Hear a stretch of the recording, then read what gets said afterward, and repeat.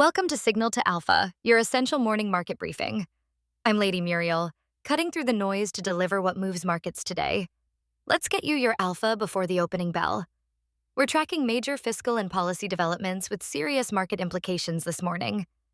Trump's national security blueprint is positioning China as the primary economic threat while promising to end mass migration.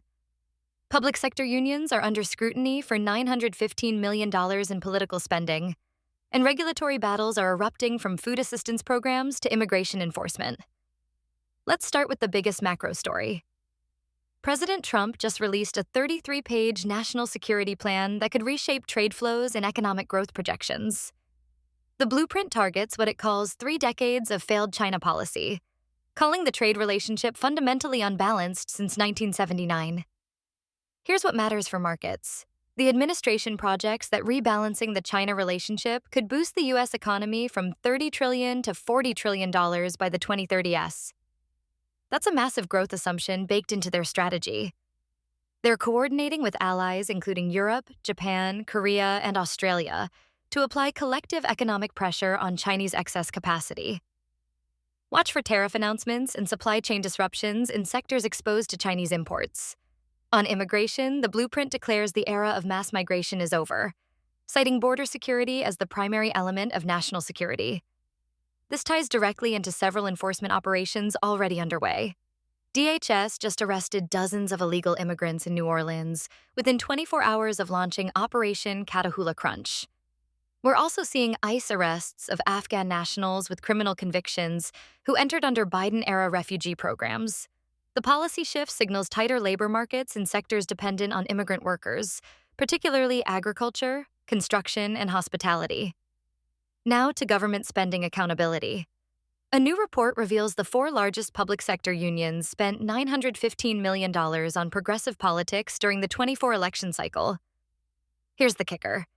86% of that spending, about $642 million, came from member dues rather than voluntary PAC contributions. That's taxpayer-funded employees having their dues redirected to political activism without explicit consent. Expect this to fuel legislative pushback on public sector union funding mechanisms. Speaking of spending concerns, Wisconsin's gubernatorial race is heating up over fraud audits. Republican candidate Tom Tiffany is hammering Governor Tony Evers for refusing federal SNAP audits after Minnesota's $1 billion food assistance fraud scandal.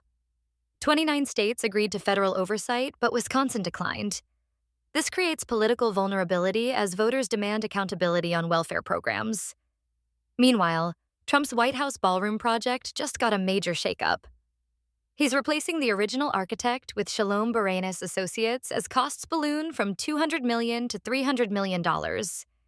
Construction is already underway with the East Wing demolished.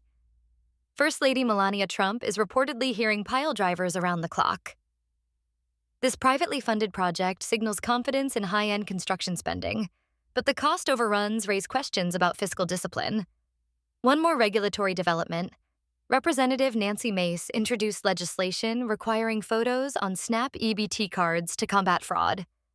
The bill would mandate retailers inspect photos before accepting cards, with accommodations for caregivers. It's part of a broader crackdown on welfare fraud following the Minnesota scandal.